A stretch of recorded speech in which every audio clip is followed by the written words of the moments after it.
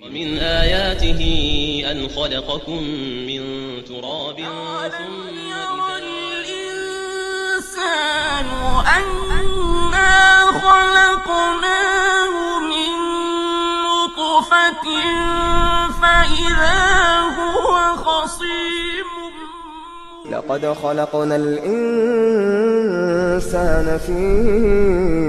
أحسن هەنگاوە سەرەتاییەکانی بە مرۆڤبوون و حکمە شەرعیەکانی. بسم الله الرحمن الرحيم الحمد لله والصلاة والسلام على رسول الله وعلى آله وصحبه ومن والاه.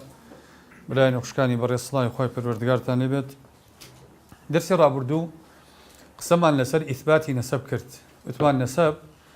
بە 5 مەرج جێگیرە بێ. دەرسی ڕابردوو باسی سیان لەو مەرجانەمان کرد. وتمان مەرجەکان خاڵی یەکەم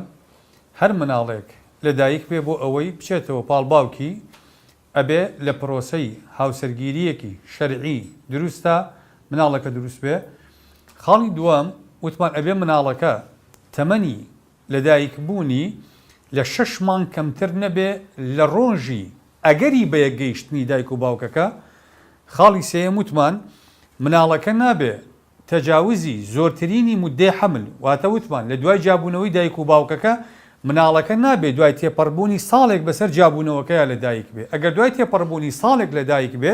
وتمان کەواتە ئەم مناڵە لە پاش کۆتایی هاتنی پرۆسەی هاوسەرگیریەکە دروست بووە. وتمان ئەمەش پێوتە مناڵێکی ناشەرعی. خاڵی چوارەم بەڕێزان کە مەرجە بۆ ئەوەی نەسەبی مناڵەکە جێگیر بێ ئەبێ باوکی ئەم مناڵە مێردی ئەم ئافرەتە ممکن بێ ئەم مناڵی ببێ. ممکن بێ ئەم مناڵی ببێ. یعنی بۆ نمونە باوکێک ئەگەر مناڵی هەبێ ئەگەر بچین فەحسی ئەم باوکە بکەین لە فەحسی طبیە دەرکەوێ ئەم باوکە نەزۆکە ئەی مناڵەکان مناڵی کێن. ئەگەر باوکێک مناڵی نەبێت توانای مناڵبوونی نەبێ یا بۆ نمونە مێردەکە ئەستەن تەمەنی بالیغبوونی نەبێت. بۆ نمونە مێرد مناڵ بۆ ژنمان بۆ مارە کردووە سەبیەکی ممەیز بۆ مناڵمان بۆ مارە کردووە ئێستا ئەم مێرد مناڵە بالیغ نەبووە خێزانی ئەم پیاوە مناڵێکی ببێ بڵین ئەم مناڵی ئەم مێرد مناڵەیە لە کاتێکە مێرد مناڵەکە بالیغ نییە. ئەمە عقلن وشەرعن ممکن نییە. کەواتە ئەبێ ممکن بێ مناڵەکە هی باوکەکە بێ هی ئەم پیاوە بێ کە قسەی لەسەرەکەین. خاڵی پێنجەم کە ئەمە خاڵێکی گرنگە و بەداخەوە بابەتێکی فقهیە لە یادچووە کەم جار ئەبینی خەڵک باسی لێوە بکە یا ئەسڵەن تەطبیقاتی قانونی هەر نییە لە قانونی ئەحوالی شخصی عێراقیە لە کاتێکا لە قانونی هەندێک لە وڵاتە عەرەبیەکانە وجودی هەیە تەطبیقاتی هەیە. ئەویش ئەوەیە نابێ باوکەکە نەسەبی مناڵەکە نەفی بکە. بۆ نمونە ئەگەر باوکەکە وتی ئەو مناڵە مناڵی من نییە وتی ئەو سکەی کە خێزانەکەم هەیەی هی من نییە نەسەبەکە قەتع بێ. باهی ئەویش بێ گریمان لە فیراشی ئەوایە ئەم ئافرەتە خێزانی ئەوە ئەو مودە قانونیی کە ئێمە باسیەکەین مودەیەکی مەزبوطە مودەکە ئینسیجامەکە واتە کێشەی نییە لەگەڵ شەرتە شەرعیەکانە بەڵام پیاوەکە حاشای لێ ئەکا ئەڵێ مناڵی ئەو ئافرەتە سکی ئەو ئافرەتە مناڵی من نییە لە من نییە. طبعا لەم حاڵەتەیە بابەتێک دێتە پێش کە پێی ئەوتێ بابەتی مولعانە یا بابەتی لیعان. ئەم بابەتە بابەتێکی گرنگە وەکو عەرزم کردن ئەو بابەتەیە کە لەبیر چۆتەوە. طبعا لیعان ئەگەر کابرا حاشای لە مناڵەکە کرد پێغەمبەری خوا صلی الله عليه وسلم کافەرمی الولد للفراش يعني وتمان أفرمي الولد لصاحب الفراش لحديثكي عتبية پێغەمبەری خوا صلی الله عليه وسلم فەرمێ مناڵ بۆ ئەو مێردە ئەگەڕێتەوە نەسەبی کە خاوەنی پرۆسەی هاوسەرگیریەکەیە. لەم حاڵەتەیە کە خۆی حاشای لێ ئەکا ئیمامی شافعی ابن الحەجەر لە فەتحا کە لێوەی نەقلەکە ئەفەرمێ الولد للفراش له معنيان ئەفەرمێ قسەی دوو معنای هەیە. یەکەمیان ئەفەرمێ هو له ما لم ينفه بلعان ئەفەرمێ مناڵی مێردەکەیەتی بەڵام بە مەرجێ مێردەکەی حاشای لێ نەکا ملاعنەی لەسەر نەکا فإذا نفاه باللعان ئەفەرمێ انتفع عنه ئەگەر نەفی کرد پیاوەکەوتی مناڵی من نیە نەسەبەکە نەفیە بێ. خاڵی دووەم ئەفەرمێ إذا تنازع رب الفراش والعاهر فالولد لرب الفراش ئەگەر مێردەکە لەگەڵ پیاوێکی ترە ئیدعای نەسەبی مناڵەکەیان کرد وتمان ئەوە پێغەمبەری خوا صلی الله عليه وسلم حەسمێکە ئەفەرمێ مناڵەکەی خاوەنی نەسەبەکەیە. مواق لە مالیکیەکان کە کتێبی التاج والإكليلي هەیە ئەڵێ وإن أتت بعدها بولد ئەڵێ ئەگەر پاش ئەوە مناڵێکی بوو لدونی ئەقسا مدەتی الحەمل یعنی مدەی حەملی تێ نەپەڕانە بوو یعنی لە ساڵ زیاتر نەبوو لە وەقتی جابوونەوەیانە ئەفەرمێ لاحق ئەفەرمێ ئەم مناڵە نەسەبێ گەڕێتەوە بۆ باوکی إلا أن ينفيه بلعان إلا مەگەر باوکەکە خۆی حاشای لێ بکە. لە تەنبیها شیرازی کە لە فقهای شافعیەکان ئەڵێ ومن تزوج بامرأة هەر کەسێک ئافرەتێکی مارە کرد فأتت بولد مناڵێکی بوو يمكن أن يكون منه لحقه ممكن بێ مناڵی ئەو بێ مناڵەکە نەسەبی بوو ئەو ئەگەڕێتەوە ولا ينتفى أو ولا ينتفي عنه إلا بلعان نەسەبی مناڵەکە نەفی نابێت لەو پیاوە مەگەر پیاوەکە خۆی حاشای لێ بکە. لیعان چییە بەڕێزان؟ لیعان لە پێناسە فقهیەکەیە عولەما کە پێناسی ئەکەن ئەڵێن شەهادات مؤکدات بالئیمان بریتیە لە کۆمەڵێک شایەتی مؤکدە بەچی؟ پیاوەکە مؤکدی ئەکا بە سوێن. یعنی ئێستا من شایەتیەک بدەم بۆ نمونە پیاوی کە ئێمە باسیەکەین ئەگەر وتی ئەوە مناڵی من نییە ئیعتیادیە مناڵی ئەو نییە بەس ئەگەر وتی والله وبالله وتلا مناڵی من نییە ئەمە پێی ئەوتێ شەهادات مؤکدات بالئیمان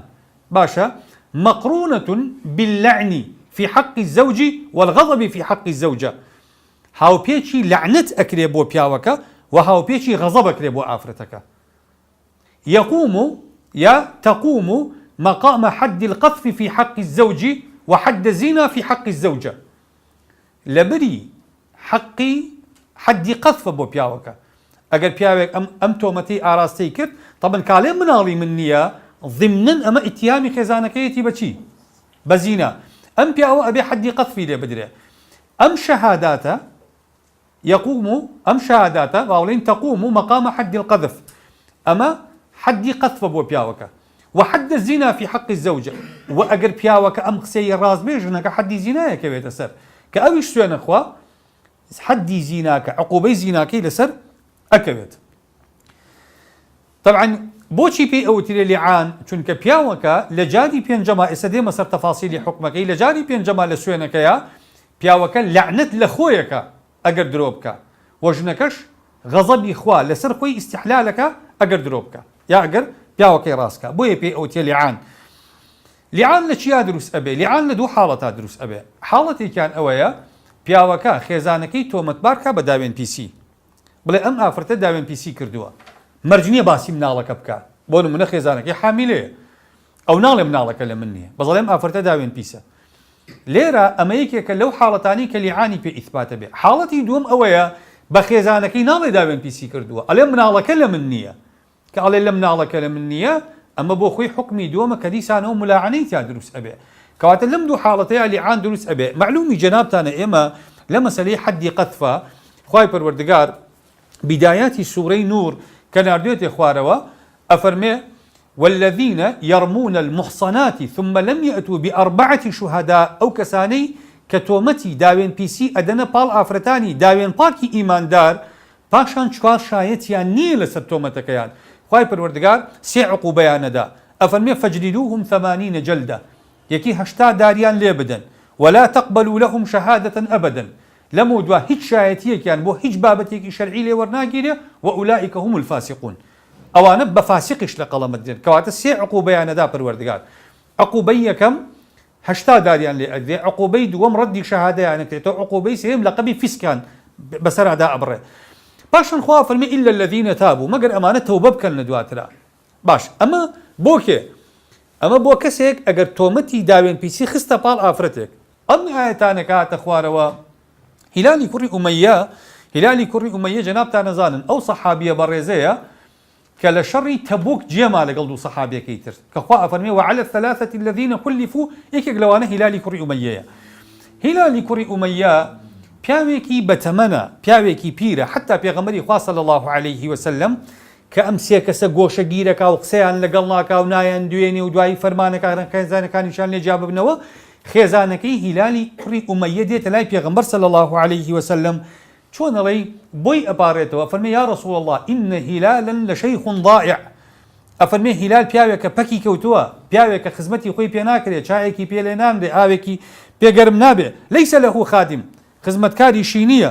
فهل تكره أن أخدمه ئەفەرمێ پێت ناخۆشە بمێنمەوە لە ماڵەکەیە بەس خزمەتی بکەم.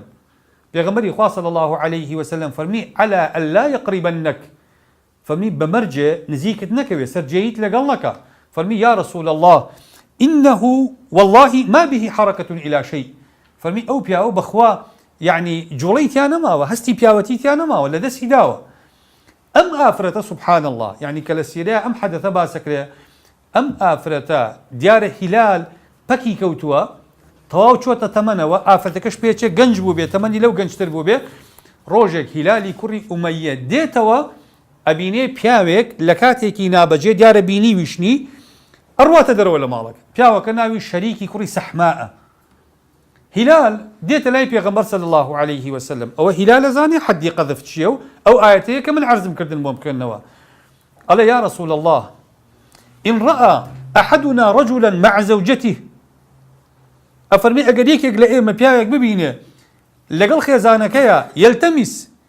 ينطلق يلتمس البينة بڕوا بگەڕێ شاید بێنێ بزانێ کابرا چیەکا لەگەڵ ژنەکەی پێغەمبەری خوا صلی الله عليه وسلم پێی فەرموو البينة وإلا حد في ظهرك فەرمی یا ئەوەی کە خوا ئەی فەرمێ چوار شایەت یا حەدی قەذف حاڵەتی تر نییە هلال طبعا خۆی بینیوێتی بە چاوی خۆی ئەڵێ یا رسول الله والله إني لصادق ئەڵێ قەسەم بەخوا ڕاست دەکەم بە چاوی خۆم بینیم کابرا لەگەڵ خێزانەکەما فلينزلن الله ما يبرئ ظهري ئەڵێ ئومێد دەکەم خوا من پاک بکاتەوە لەمە خوای گەورە ئەستۆپاکی من لەم تاوانە من بپارێزێ یعنی کە من بوختانم بۆ خێزانەکەم کردبێ ئەڵێ جوبریل دێتە خوارەوە خوای پروردگار آیەتی لیعانە نێرەتە خوارەوە ئەو ئاەتانی لیعان کە دێتە خوارەوە طبعا خوای پروردگار لە ئاەتەکانە ئەفەرمێ والذین يرمون أزواجهم ئەو کەسانی کە ئەم جۆرە تۆمەتانە بۆ خێزانەکانی خۆیان هەڵئەبەستن جا تۆمەتەکە بە هەردوو تەوەرەکە یا نەفی نەسەبی مناڵەکە بکە یا خێزانەکەی بەداوێن پیس لە قەڵەب بە ئەفەرمێ ولم يكن لهم شهداء إلا أنفسهم لە غەیری خۆیان کەسی کە شایەت نەبوو لەگەڵیانە خوای پروردگار فرمي فشهادة أحدهم 4 شهادات بالله إنه لمن الصادقين أبيت شوار جار سوين بخوا بلا بخواي جورا راسك مكوت ما عليه والله وبالله وتالله يا وتالله على راسك أو يبيم قتوا أو يكردوا دائما بيسي كردوا يا على نسبي أو منالة هي مني باشان خوي جورا فرمي والخامسة أن لعنة الله عليه إن كان من الكاذبين نجاري بينجما ئەڵێ خوا لعنەتم لێ بکە ئەگەر بوختانم بۆ کردبێ ئەگەر دوڕی بەدەمەوە بکەم کە پیاوەکە ئەمەی خوت طبعا پیاوەکە کە ئەم قسەی ئەکا یەکێک لە ڕێگەکان ئەمەیە دوو ڕێگەی تریشی لەبەردەمایە پیاوەکە ڕێگەی یەکەم 4 شایەت بێنێ بۆ ئیسپاتی قسەکەی کە نەیبوو ڕێگەی دووەم ئەوەیە ئافرەتەکەی اعتراف بکە پیاوەکە ئەڵێ داوێن پیسی کردووە ئافرەتەکە ئەڵێ بەڵێ ڕاستەکە ئەو کاتە مستحقی عقوبا بێ ئەگەر ئافرەتەکە نکولی کرد ئەمی شایەتی پێنەها و حەلی سێم ئەم ئاەتانەیە بەم ئاەتانە حەسمە بێ کابرا دێت لە بەردەم قەضایەکی شەرعیە 4 جار بەم شێوازە سوێنە خوا جاری پێنجەم ئەڵێ لعنەتی خوام لەسەر بێ ئەگەر بوختانی بۆ بکەم کە پیاوەکە سوێنی خوارد ئێستا پیاوەکە عقوبەکەی تەواو ئەم پیاوە بە قاذف حسێب نییە بە بوختانچی حسێب نییە کێو تەومەتەکە یەکەوێتە سەر ئافرەتەکە دوو حەلی لە بەردەمایە يا إنكار يا إقرار إقرارك عقوبة أدين إنكارك أبي سوين بخوا أويش شوار جار سوين أخوا خواي پروردگار فرمي ويدغرأ عنها العذاب بچي سزاكي لسلا أچه أن تشهد 4 شهادات بالله إنه لمن الكاذبين أبي شوار جار سوين بخوا كأو بيا ودروءك بختاني بوءك والخامسة أن غضب الله عليها إن كان من الصادقين لجاري بينجمع عليه خوا غضب ملي بقري أقل أقصاني أوي كاراست به طبعا كم آياتنا هات خواروا بيغمبري خوا صلى الله عليه وسلم جنكي هلالي بانكرت بيغمبري خوا صلى الله عليه وسلم فرمي إن الله يعلم أن أحدكما كاذب فرمي خوا باش زاني كتان درو أكن ناكريتو سوين قويتو أو سوين خوا فهل منكما تائب كم تان توبة أكن أجر تو درو أكي هلال تو توبة بك أجر تو درو أكي بخيزانك يقولي تو توبة بك طبعا عبد الله يكري عباسة فرمي من زمن دي سكيابو أفرمي بيغمبري خوا صلى الله عليه وسلم كم سيكر هلال جيسان وتأكيدي كذو يا رسول الله والله إني لصادق فرمي قسم بخوا من راستك أفرمي آفرتك كشوار جار سويني خوار كقشت جاري بينجم بيغمبري خوا صلى الله عليه وسلم فرمي اتق الله فإنها موجبة فرمي نالي خوا غضب ملي بقري ليت أقري خوا غضب لي أقري ألي فتلكأت ونكصت ألي آفرتك وستا فظننا أنها تتوب قال واتصور ما انكر شوينك ناخوا واتصور ما انكر أقريتوا ثم قالت والله لا أفضع قومي قال قلت والله آفتك قلت والله جاء من سري قومك يخون شور ناكم يعني أما كواي قوت ئیسرانی کرد لەسەر سوێنەکە، جاری پێنجەمیش سوێنەکەی خوارد. کە جاری پێنجەم سوێنەکەی خوارد، پێغەمبەری خوا صلی الله عليه وسلم فەرمی ئەبصیڕوها، فەرمی با ئەو مناڵە لەدایک بێ، متابعی ئەو ئافرەتە بکەن. فإن جاءت به أكحل العينين سابغ الأليتين خدلج الساقين فإنه من شريك. فەرمی متابعی ئەو مناڵە بکەن با لەدایک بێ. ئەگەر ئەو مناڵێکی چاوڕەشی کەمەرپانی قەد ئەستوری پێ ئەستور بوو، فەرمی ئەوە مناڵی شەریکی کوڕی سەحماء، چونکە پێغەمبەری خوا صلی الله عليه وسلم بعلمی قیافە ئەیتوانی وەکو چۆن مناڵەکەی عوتبە کە پێغەمبەری خوا صلی الله عليه وسلم بینی، فەرمی احتەجیبی منه یا سەودە، فەرمی سەودە با ئەو مناڵە نەتبینێ لەمە دووە، چونکە هەستی ئەکرد بەوەی ئەو مناڵە زۆر لە عوتبە ئەچێ، زۆر لە عوتبە ئەچێ، بۆیە وای گوت. لێریشا پێغەمبەری خوا صلی الله عليه وسلم وا ئەفەرمێ دوای کە مناڵەکە لەدایک بوو فعلا ئەو مواصفاتی پێغەمبەر فەرمی دەقا و دەق وا دەرچوو مناڵەکە زۆر لە شەریکی کوڕی سەحما ئەچوو. پێغەمبەری خوا صلی الله عليه وسلم فەرمی لولا ما مضى من كتاب الله لكان لي ولها شأن. فەرمی ئەگەر ئەوە نەبوایە کە خوا تازە مۆزوعەکەی بڕیەوە دوو قسەی ترم لەگەڵ ئەو ژنە ئەکرد کە ئەو سوێنانەی بە درۆ خوارد و تۆمەتەکەی نەفی کرد و خۆیشی لە عقوبەکە دەرباز کرد. بەڵام مەسەلەکە قورئان ئاوا حەسمی کردەوە، پێغەمبەری خوا صلی الله عليه وسلم صلاحیەتی نییە شتێکی تر بڵێ. ئەم حاڵەتە بەڕێزان ئەمە کاتی خۆی پێغەمبەری خوا صلی الله عليه وسلم ئەم مواصفاتە کە ئێڵێ دەربارەی مناڵەکە بە علمی قیافە ئێڵێ. علمی قیافە کاتی خۆی لەناو عەرەبە مەشهور بووە، تقریبا چۆن ئێستا ئێمە بەسمەی وراثیمان هەیە، وەکو بەسمەی وراثی وا بۆ دواتر ئەگەر خواتە من با دێمە سەر بەسمەی وراثی. بەڵام پێغەمبەری خوا صلی الله عليه وسلم ئیشی بەم عیلمە کردووە لە کاتی خۆیان، ئیشی بەم عیلمە کردووە. بۆ نمونە خاتو عائشە فەرمێ جارێکیان دەخەل عەلەیە رەسوول الله صلی الله عليه وسلم ئەفەرمێ ذات يوم مسرورا تبرق أسارير وجهه، أفرمي بيغمبري خوا صلى الله عليه وسلم هات حجركي من أسارير وجهه، أفرمي أم تختينا وشاواني أدروشاية أم لوشينا وشاوانانا لعربية بي أو تي أسارير مفردكي سرارة باشا كجمع كري أبي بأسرار جمعكي أسارير. أفرمي تبرق أسارير وجهه، أفرمي ناوشاواني بيغمبر صلى الله عليه وسلم أدروشاية. أفرمي بي قلتي ألم تري إلى مجذذ المدلجي، أفرمي قلتي نبيني مجززي مدلجي شي قلت على مش نولا نبيني أي بيغمبري خوا صلى الله عليه وسلم. على بيغمبري خوا فرمي نظر آنفا إلى زيد بن حارثة وأسامة بن زيد فقال إن هذه الأقدام بعضها من بعض. دارا أسامي كري زيد لقال زيدي كري حارثة طبعا كرو باوكن حب النبي وابن حبه، أسامة مشهورة بابن حب النبي صلى الله عليه وسلم، زيدي زور خوشويس أسامي شي زور خوشويس بيغمبر صلى الله عليه وسلم. أفرمي لجير بتانيكا طال كوتبون بس قاتشان بدر أبو قدري إخوة صحابة أفرمون رواد أفرمون أسامة كان أسود كالقار وزيد كان أبيض كالقطن. أفرمون زيدي كري حارثة وكشي سبيبو وقلو كسبيبو، أسامة كري زيد وكو قيل رشبو كرباو كشبون. قال لنا خلقا مقو قسيك هبو بوي والله أسامة كري زيد نية خو عزاني لكيه دايكي چي كردوا.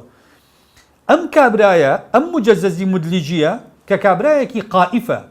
علمي قيافيه أم علمي قيافيه كاتي خوي كمشهور بولنا عربا سيدي لبي دستو بني بيان كردوا بميا بهيالكاري لبي دستو بني بيا نسبي خلقيان تيكل كردوتو، يعني وتوانا أم بيانا على أم قائفة أم مجززة كديتا مجلسة كي بيغمبر صلى الله عليه وسلم طبعا دمو چاويان نابينه چونك خوتون چرچفي كان بيويا نازاني چيك نازاني كين او دو كسا خوتون بلام دو قاچي رشو دو قاچي سبيه بينه وعلى إن هذه الأقدام على أم قاچانه ليكن يكرا چلكن على بيغمبر خوا صلى الله عليه وسلم او قشبيني ودل خوشي بشهادي او قائفة بو كخاتو عائشة أفرمي كهاد بولام تبرق أسارير وجهه ناوچاوانی ئەگەشایەوە پێغەمبەری خوا صلی الله عليه وسلم. ئەمە سەبارەت بە مەسەلەی لیعان و حادیثەکەی هیلالی کوڕی ئومەیە و شەریکی کوڕی سەحما. لیعان بەچی چەند مەرجمان هەیە بۆ ئەوەی ئێمە ئەم تەطبیقی عقوبەی لیعانە بکەین و کەسەکە بتوانێت نەفی نەسەبی مناڵەکە بکات. خاڵی یەکەم بەڕێزان ئەبێ هەردوو هاوسەرەکە دوو کەسی عاقلی بالیغ بن. یعنی بۆ نمونە ئەگەر کەسێکیان ئیدراک یا شێتیەکی لەگەڵا بێ ناتوانێت قەتف بکە لی ناگیرێ خۆماڵێ قسە لە شێت یا لە منەوە هەر تۆمەتێکیش بخاتە پاڵ ئافرەتەکە ئافرەتەکەش نەفی تۆمەتەکەی پێ ناکرێت لەبەری ئافرەتێکگەر ناتەوا بێ لە ڕووی عەقلیەوە هیچی لێ وەرناگیرێ. خاڵی دووەم ئەبێ ئافرەتەکە هاوسەری بێ ئەو کاتی قسەکەی پێ ئەڵێ چونکە مەسەلەی لیعان تەنها لە بینی ژن و مێردایە بۆ ئافرەتی بێگانە لیعان دروست نابێ. تۆ ئەگەر بۆ نمونە لەو بازاڕە بە ژنێکی دراوسێتان بە ئافرەتێکی ترکە پەیوەندی خێزانی بە تۆوە نییە دوو احتیمالی لە بەردەسەمایە تۆ سێت نییە بەس ژن و مرد بۆ ژنەکەی سی هەیە ئەگنا پیاوی بێگانە تەنها دوو احتیمالی هەیە یا شایەت یا عقوبە یا شایەت یا عقوبە بەڵام کە مێردی بێسەی هەیە کەواتە ئەو کاتی قسەکەی پێ ئەڵێ ئەبێ ئەو کاتە ژیانی ژن و مێردایەتیان بەردەوام بێ. ئەگەر تەواو بوو بێ بۆ نمونە تەلاقێکی باینی یا بێ دوای ئەو قسەی پێ بڵێ ئەو کات ئەبێ بە قەذف ئەو کات ئافرەتەکە بۆی هەیە تەڵەبی تەطبیقی عقوبەی قەذف کا بەسەریا. خاڵی سێیەم ئەبێ ئافرەتەکە ئینکاری بکات چونکە ئەگەر ئافرەتەکە وتمان ئیقراری کرد ئەو کاتە عقوبەی زینا بەسەر ئافرەتەکەیە ئەسەپێ. خاڵی چوارەم ئەبێ ئافرەتەکە داوێن پاک بێ بۆ نمونە دوو لە ڕووی جەنابتان ئافرەتێک لێی خوێنرابێتەوە لێی بینرابێ مەشهور بێ ناوبانگی دەرکرد بێ ئەو پێی ناوترێ قەذف. یعنی بۆ نمونە ئافرەتێکمانی عقوبەمان داوە جاری تر قەزیەی تری هەیە کەیسی تری هەیە سابقەی هەیە لە دادگا ئەمە ئافرەتە خراپەکارە پیاوەکە بەمە هیچی لەگەڵ ناکرێ. یعنی تۆ بڵێ پیاوەکە شتێکی وتوکە هەموو خەڵگێڵێ شتێکی وتووە کە واقعە ئێمە گەر ئافرەتەکە بە زمان ئیقرار بکە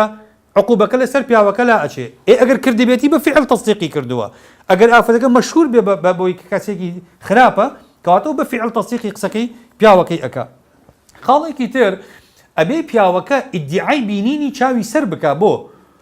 چونکە بەچی زانی پیاوەکە ئەم پیاوەوای کردو لەگەڵ خێزانەکەیە ئەبێ بڵێ بینیم خۆ نابێ بڵێ بیستم ئەگەر بیست لەکوێت بیست کەواتە بە بینین مولعانە دروست ئەبێ بە بیستن دروست نابێ بێ پێمان بڵێ لەکوێی بیستووە چۆنی بیستووە. بۆیە مەسەلەی پیاوی مێردی نابینا مولعانەی قەت بۆ دروست نابێ چونکە مێردی نابینا توانای ئەوەی نییە کە بڵێ بینی دەچۆت بینی چۆنت بینی کەواتە ئەبێ پیاوەکە بە چاوی سەر بینی بێتی ئەم شایەتیە بدا ئەگەر بڵێ بیستم یا وتیان ئەمە لە شەرع ناخواشتیوە لە شەرع عقوبە ئەدرێ کابرا لەسەری. خاڵێکی تر ئەبێ ئافرەتەکە سکاڵاکار بێ لەسەر مێردەکەی چونکە ئێستا ئێمە بەڕێزان خۆ بەداخەوە پیاوی ئێمە لەگەڵ ڕێزمان بۆ ئێوەی بەڕێز و گوێگران هەندێک لە پیاوانمان دەمشڕن پیاوی وامان هەیە ڕۆژی دەجار ئەو قسەیە بەرامبەر خێزانی ئەکا کە مستحقی مولعانەیە پێی بەس ئافرەتەکانی ئێمە بە ئەدەبن دەعوا ناکەن ئەگینا هەندێک لە کەلیمات هەیە ئێمە بەرامبەر بە خێزان بەکاری هێنین زۆر جار باش ئەو کەلیمانە کە بۆنی ئەو تۆمەتەی لێبێ ئافرەتەکە بۆی هەیە بڕاست کاڵا بکە لە دادگا ئەو کاتە جەنابەت ئەو سێ احتیمال لە بەردەمایە یا حەدی قەذفت لێ ئەدرێ یا چوار شاهد هێنی کە ئەم قسەی پێت گوتووە ڕاستەکەی یا ئافرەتەکە بە ئیقرار بکە کەواتە ئەبێ ئافرەتەکە سکاڵاکار بێ ئەگەر سکاڵاکار نەبێ و کاتە خۆیمە لەسەر دەعوای مدعی خۆی ئیشەکەکەی. خاڵێکی تر ئەبێ پیاوەکە سەلەفەن ئیقراری نەکرد بێ بە باوکایەتی مناڵەکە ئەگەر ئیقراری کرد دوای ناتوانێت نەفی بکە. بۆ نمونە بڵاو بووەتەوە کە مناڵیان بووە کابرا بەیانی لە مزگەوتی بینێ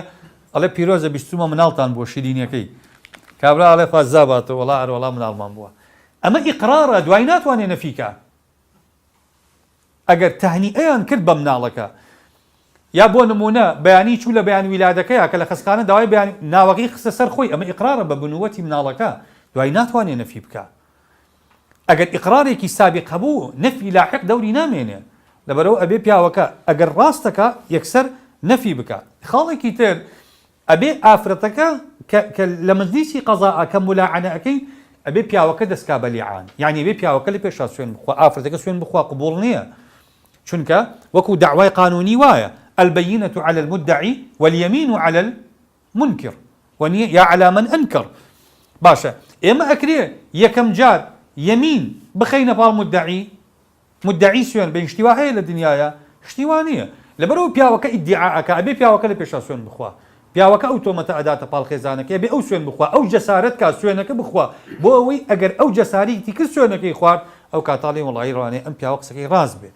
ئەگەر نکولی کرد ئیعراضی کرد وڵا سوێن ناخۆم چکە سوێنەکە گەورەیە ئەبێ بڵێ لعنەتی خۆم لێ بێ ئەگەر نکولکە ئەو کاتە مۆزوعێکی ترە ئەگەر پیاوەکە خاڵێکی تر بەڕێزان ئەوەیە ئەگەر پیاوەکە نکولی کرد وتی وڵا سوێن ناخۆم ئەو کاتە حەدی قەتفی لێ ئەدێ ئەگەر ئافرەتەکە نکولی کرد بۆ نمونە پیاوەکەس پێنج سوێنی خۆی خوارد 4 جار سوێنی خوارد وتی ڕاست دەکەم لە جاری پێنجەمە وتی لعنەتی خۆم لێ بێ ئەگەر درۆ بکەم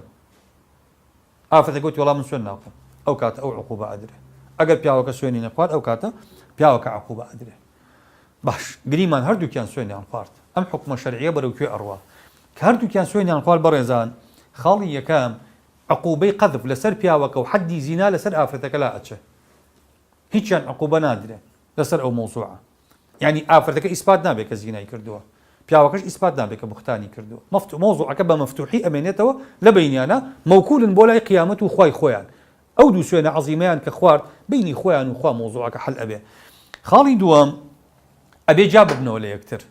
کە سوێنەکانیان خوا طبعا لە لای جمهوری فقها غەیری حەنەفیەکان لای ئیمامی شافعی لای مالیک لای ئەحمەدی کوڕی حەنبەل ئەڵێن کە سوێنەکانیان خوارد عقدی زەواجەکە فەسخە بێتەوە پێویست بە تەفریقی قەزایی ناکات کە دەجار سوێنیان خوارد یەکسەر علاقی زەوجی هەڵەوەشکێتەوە کە ئەشلێن فەسخە بۆ معلوماتی بەڕێستان یعنی ئەم ژن و پیاوە هەرگیز پێک ناشێنەوە هەرگیز تا قیامەت یعنی حرمەتی بینیان وەکو حرمەتی خوشکوبرایەک وایە خوشکوبرایەکی پشت لەبەرەو علەما ئەفەرمون حتا پێغەمبەری خوا لە چەند ڕیوایەتێکە کە لەی باسەکەن پێغەمبەری خوا صلی الله عليه وسلم ئەفەرمێ بە کابرای گوتووە اذهب فلا تحل لك ابدا فەرمی بڕۆ جارێککە پێت ناشێتەوە یا لە هەندێک ڕیوایەتە فەرمێتی لا يجتمعان ابدا فەرمێتی هەرگیز بەیەکەوە ئەو دوانە جارێکی کە کۆنابنەوە یەکێکی تر لەو حاڵەتانی کە هەیە بەڕێزان لە بینیانە نەفی نەسەبی مناڵەکە لە پیاوەکە ئەبێ و هەرچی ملحقاتی نەسەبیش هەیە نەفیە بێ بۆ نمونە مناڵەکە بە مناڵی ئەو باوکە حسێب ناکرێ نەفەقەی ناچێتە سەر ئەو باوکە حەقی حەضانەی نادرێ بەو باوکە میرات لەو باوکە نابا هەرچی تەبعیەتی هەیە لەو باوکە نەفیە بێ بەڵام هەندێک ئەحکام ئەمێنێتەوە لە بینیانە لە بینی ئەو باوک و کوڕەیە سەر ڕای نەفی نەسەبەکە احتیاطاً ئەمێنێتەوە یەکێک لەوانە مەسەلەی مەحرەمیەت بۆ نمونە ئەم پیاوە ئەگەر کوڕی هەبێ لە ژنێکی تر گریمان ئەگەر کوڕی هەبێ لە ژنێکی تر ئێستا ناڵی ئەم مناڵی ئەم ژنەم لە من نییە ئەگەر مناڵی ئەم ژنە کچ بێ ئەتوانێت بۆ کوڕی ئەو ژنەی تری بێنێ وەلەما ئەڵێن نەبانی هێنێ احتیاطاً بانی هێنێ لە قیساسە ئەم پیاوە ئەڵێ ئەمە مناڵی من نییە داهات و دو ڕۆژ 10 ساڵ 20 ساڵی کەم مناڵە گەورە بوو ئەم پیاوە کوشتی قیساسی لێ ئەکرێتەوە ئەڵێن هەر حکمی باوکی هەیە احتیاطاً کە پێغەمبەری خوا صلی الله عليه وسلم ئەفەرمێ لا يقاد الوالد بالولد لە شەرع باوک بە کوڕ ناکوژرێتەوە ئەسڵ بە فەرع ناکوژرێتەوە لە مەسەلەی قەضاءە احتیاطاً شایەتیان بۆ یەک ڕەت دەبێتەوە یعنی بە شەهادەی ذەوی القوربا حسێ بکرێ بۆ نمونە ئەگەر ئەم پیاوە کەیسێکی هەبێ لە دادگا ئەم مناڵی کە باوکی ئەم پیاوە کاتی خۆی دەدی مناڵی من نییە ناتوانێت بێ شایەتی بۆ با وهاکەدا ئەم پیاوە ناتوانێت چکە متهەمە لە شەهادەکەیە ئەمانە احتیاطاً ئەمێننەوە بەڵام باقی حکمەکانی تر نەفیە بن خاڵێکی تر بەڕێزان نەفەقەی ئافرەتەکە کە جیابوونەوە لیعانەکە تەواو بوو نەفەقە و سوکنای ئافرەتەکە بە هیچ شێوازێک لەسەر پیاوەکە نییە چونکە فەسخ بۆتەوە هیچ پەیوەندیەک لە نێوانیانە نەماوە خاڵێکی تر ئەو مناڵە بە مناڵی ژنەکە ئیژمارەکرێ وەکو وتمان چۆن مناڵێک ئەوەی کە باسمان لە دەستی ڕابردووە ئەگەر مناڵی زینا بێ هەموو نەسەب و نەفەق و هەموو شتێکی دێتەوە سەرداکی ئەوی شوایە خاڵێکی تر ئەم ئافرەتە بە ئافرەتێکی مطلقە حسێب ناکرێ واتە عیددەی 3 سوڕی مانگانە نییە مادەم فەسکە عیددەکە 1 سوڕی مانگانەیە لە دوای 1 سوڕی مانگانە ئافرەتەکە ئەتوانێ شوو بکاتەوە بە هەر کەسێکی تر کە خۆی ئێوێ ئەمانە پێیان ئەوتێ ئاثاری لیعان ئاثاری لیعان کەواتە ئەگەر پیاوێک نەفی نەسەبی مناڵەکەی کرد بەم میکانیزمە شەرعیانی کە عەرزم کردن ئەڕوا خاڵێکی ترمانەیە پێی ئەڵین بەسمەی وراثی ئەمە ئێستا تەکنۆلۆژیایەکی تازەیە بەسمەی وراثی بەڕێزان کاڵین بەسمە بەبەسمان پەنجە نییە ئاگاتان لێی بێ بەسمەی وراثی واتە ناسنامە جینیەکەی مرۆڤ ناسنامە جینیەکە لەسەر کرۆمۆسۆماتەکانی ئێمە وەکو عولەما باسەکەن ئینسان 100,000 مۆڕیسەی جینی هەیە ئەم 100,000 مۆڕیسە جینیە بەرپرسن لە هەیکەلە مرۆڤبوونەکەی ئینسان یعنی بۆ نمونە جەنابەت چاوت ڕەشە قژت ڕەشە باڵات چەنە پێستت چۆنە هەرچیت هەیە ئەو کرۆمۆسۆماتانە ئەو جیناتانی کە لەسەر کرۆمۆسۆماتەکانن بەرپرسن لەمە کامە نیوەی لە دایکە وەرەگیری و نیوەی لە باوکە وەرەگیرە تەحلیلی ئەمانە يعني ئێمە وان کاتی خۆی علمی قیافە علمێکی گرنگ بووە بۆ نەسەب بەسمەی وراثی زۆر دقیقترە لەو بەسمەی وراسی لە حاڵەتی نەفی نەسەبە 100% نەتیجە ئەدا لە ئیثباتی نەسەبە لە 99.9 چەندێک ئەدا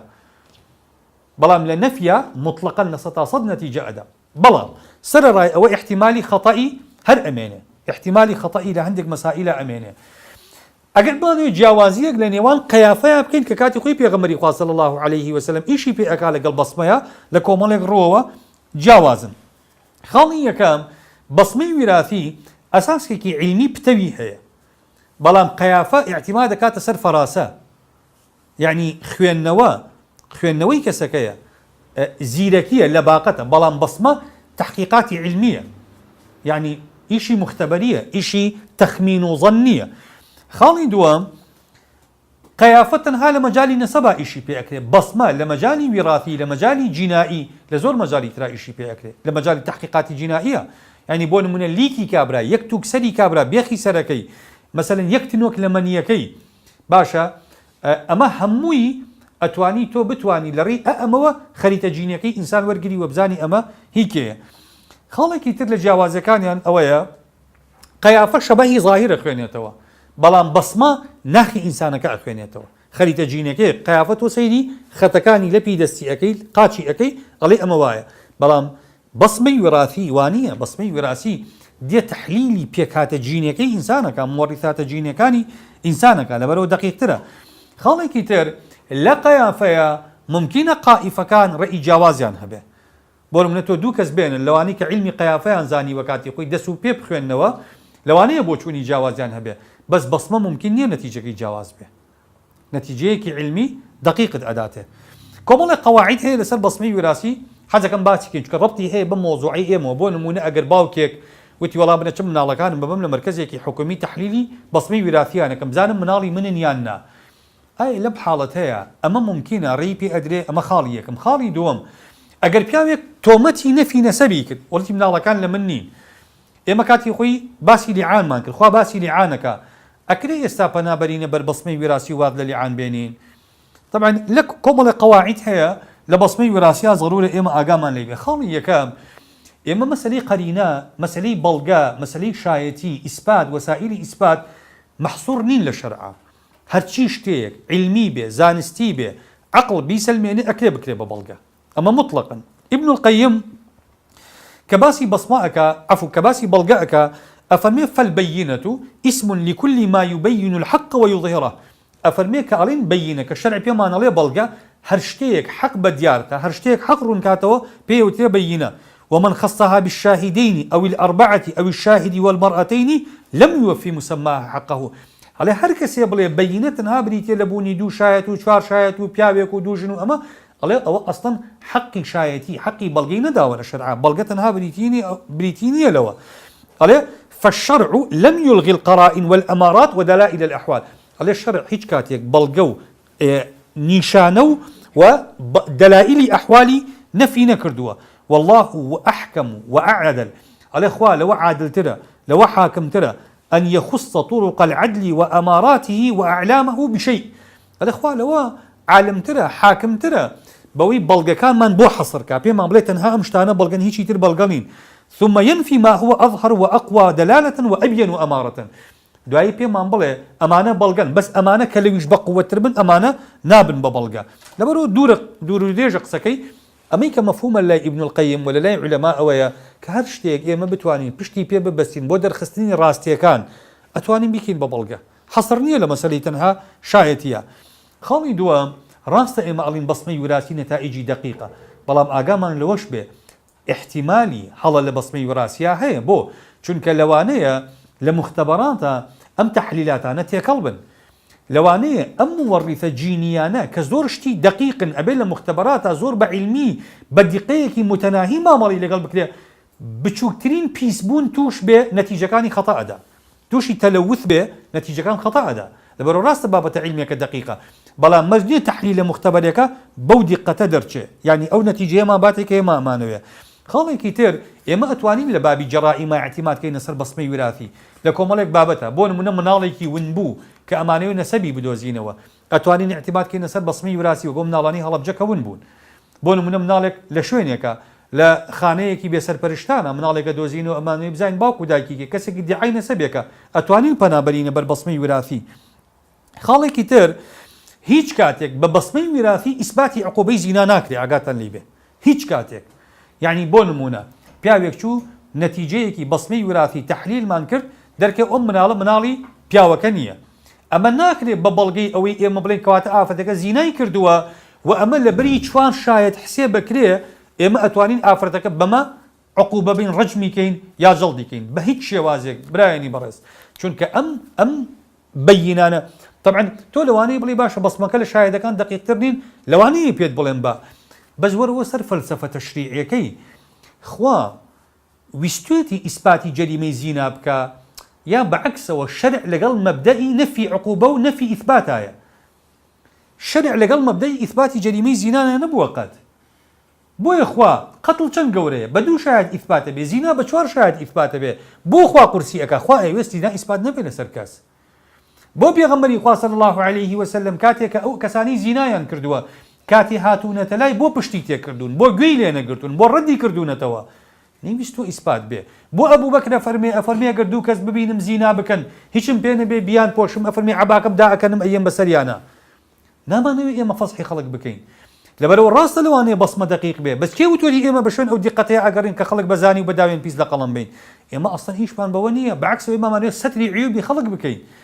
کەواتە بە بەسمەی وراسی ئیثباتی زینا نابێ لە غەیری ئەو دوو ڕێگەی کە شەرع دایناوە یا خۆی بێ ئیقرارمان بۆ بکە یا وەکو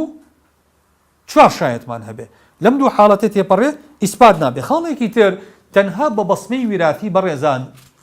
ئێمە نەسەبی مناڵیش ئیثبات نابێ چۆن نەفی نابێ ئیثباتیش نابێ بۆچی ئیثبات نابێ بۆ نمونە بەسمەی وراسی پێمانەڵێ ئەڵێ ئەم مناڵە DNA-یەکەی هی ئەم پیاوەیە حیمضی نەوەویان مطابقە لەگەڵ ئەم پیاوەیە ئیباش ئەی شەرتەکانی ترکوان عەقدی زەواجیان هەیە بەیەکەوە مدەی قانونی مدەی شەرعی حەملەکان تێپەڕیوە ئەبێ بگەڕینەوە بۆ ئەمانە لەبەرەوە تەنها بەسمە پێمان بڵێ وەڵا لە ڕووی جینیەوە لە ڕۆ بایۆلۆجیەکەی و ئەمە مناڵی ئەوە ئەمە کافی نییە بۆ ئێمە چۆن لە ئیثباتا کافی نییە لە نەفی شادیسانەوە کافی نییە خاڵێکی تر بەسمەی وراثی جێی لیعانیش ناگرێتەوە چۆن جێی مەسەلەی چوار شایەت ناگرێتەوە لە ئیثباتی عقوبەی زینایە جێی لیعانیش ناگرێتەوە لە نەفی نەسەبە ئەسڵەن مەمنوعە یعنی ئەمە تەوسیاتی مەجامیعی فقهیە نابێ ڕێگە بدرێ بە پیاوەکان لە مەراکیزی حکومیە کە داوایان کرد تەحلیلی نەسەب بۆ مناڵەکانیان بکرێ ئەبێ بە ئیزنی قەزا ڕێگە بدرێت تەنها قەزا جهەی مخەوەلە بۆ ئەوەی داوا لە مختبەرات بکە نەتائیجی فەحسی بەسمەیان پێ بڵێنەوە ئەینا بۆ هیچ باوکێک بۆچی بەڕێزان یعنی ئەمە هەمومان نەخاتە ژێر پرسیارەوە نەسەبی هەموو مناڵەکانمان نەخاتە ژێر پرسیارەوە هیچ کەس ثقە و متمانی بەخۆی نامێنێ کەواتە ئێمە ئەسڵ بەڕائی ذمەیە ئەوە قەواعیدە قانونیانی ئێمە تەعاملی پێ ئەەکەین ئەڵێن المتهم بريء حتى تثبت إدانته الأصل براءة الذمة البينة على المدعي هەموو ئەمانە قەواعیدی ئیستصحابن کە ئێمە ئیشان لەسەرەکەین لەبەرەوە ئێمە بە هیچ شێوازێک بەسمە جێگەی لیعان ناگرێتەوە بۆ چونکە مولاعنە بابەتەکە بە مەفتوحی ئەهێڵێتەوە بەسمە چی لێ ئەکا بەسمە ئەیکا بە ماڵ بەسەر خەڵکەوە کە نەتیجەی بەسمەکەی وەرگر کوڕی ئەو نییە کارەساتی لەسەر دروستەکە کابرا بەس ئێمە کە مولاعنەی کرد ئەڵێن دەی کاکە و کەوتنە بازاری خوا بۆ قیامەت هەڵبگیرێ مۆزوعەکە واز دەبێن لە نەتیجەکەی بە دوواداچوون بۆ ئەم بابەتانە لە شەرعا ئێمە بە بەسمان نییە حتا بۆ پێغەمبەری خوا صلی الله عليه وسلم خۆ بۆ علمی قیافەیی کە ئەیزانی پێغەمبەری خوا لە مەسەلەی مناڵەکەی هیلالی کوڕی ئومەیەیە کە فەرمی ئەگەر ئەکحل العینین و سابق الئلیتین و چی بوو فەرمی هی شەریکی کوڕی سەحما بەس کە بوو خۆوا بوو ئەی بۆ پێغەمبەری خوا صلی الله عليه وسلم نەیفەرموو ئافرەتەکە بێنن بە ڕەجمیکەین فەرمی لەولا ما مضى من كتاب الله فەرمی خوا حەسمی کرد ئەگەر وانە بووە لەکانە لیە وەلەها شەئن دوو قسەیترم لەگەڵەکە ئەگەر خوای گەورە حەسمی نەکردایە کەواتە ئێمە بە شوێن ئەو مۆزوعەیە ناگەڕێینەوە و قەت بەسمەی وراثی لە جێی لیعان قبوڵمان نییە خاڵێکی تر ئەکرێ ئافرەت بۆ ڕەدی تۆمەتی پیاوەکە پەنابەرێتە بەر بەسمەی وراثی بەس بەعکسەوە ڕێگە نادەین بۆ چونکە ئەگەر ئافرەتەکە متمانی بەخۆی هەبێت تەڵەبی فەحسی بەسمە بکە ئێمە ڕێگەی پێ ئەدەین نەفی تۆمەتەکە بکە بەس ڕێگە بە پیاوەکە داین ئیثباتی تۆمەتەکە بکە بەسەریە بە بەسمەی وراثی ڕێگە نادەین وئینەما بە لیعان حەسمی ئەەکەین خاڵێکی تر ئەگەر هاتو مناڵەکە مەجهول النەسەب بوو وەکو عەرزم کردن مناڵێکی دۆزراوە مناڵێکی بێباوک ڕێگە ئەدین ئەگەر کەسێکی دیعای نەسەبی ئەکا بە فەحسی بەسمە ئەتوانین ئەم مۆزوعە یەکلا بکەینەوە. ئەمە تقریبا بەڕێزان کوی ئەو بابەتانە هەبوو کە لەسەر نەسەب هەن. يعني أم موضوعي كنساب أو كبيويسكا جنابتان درباري أم موضوع بيزان طبعا وردكاري زورتري هي لبابة فقه كانوا قانوني كان لسر مسألة بلام أو كافية بو جنابتان قانوني عراقي طبعا زور بداخ وزور سربي أم موضوعاني تيفرانوها وكو عرض مكردن تنها أو نمان بي ألي لما دي بنجاويكا على ينسب ولد كل زوجة إلى زوجها على أجر عقدك زواجي شرعي هبو بدو شرط نسبي منالك إثبات به يكم أن يمضي على عقد الزواج أقل مدة الحمل شرطي دوم مكباسمان كذا بكم ترين مدة حمل كشش مانتي برينه دوم أن يكون التلاقي بين الزوجين ممكنا أجر يكتر بينين يعني إذا القانون خوي لشرطي سيم نادا كأقصى مدة حمل تجاوزنك كأما شرطك أساسية خوي لشرطي أو نادا كأبين نفي نكا بليعان كأما شرطك قانوني وقانوني والله تعالى كان زوري كان بس كردوا لقانون قانوني عراقي أصلا خوي لنادا لبرو إما بيبقرينو سر أحكام الشرع لما سائلانيا وبمشي وازي إما أتوانين موائمة بكين هم لبيني إثبات الشرع كان هم لبيني أو واقعاني كأمر تكنولوجيا وعلمي حديث إشي لسلكن. أقول ما تسمعون وصلى الله وسلم وبارك على سيدنا محمد وعلى آله وصحبه أجمعين والسلام عليكم ورحمة الله وبركاته. من آياته أن خلقكم من تراب ثم يرى الإنسان أنا خلقناه من نطفة فإذا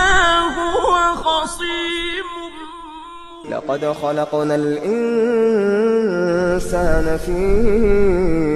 أحسن هەنگاو سەرەتاییەکانی بە مرۆڤ بوون و حکمە شەرعیەکانی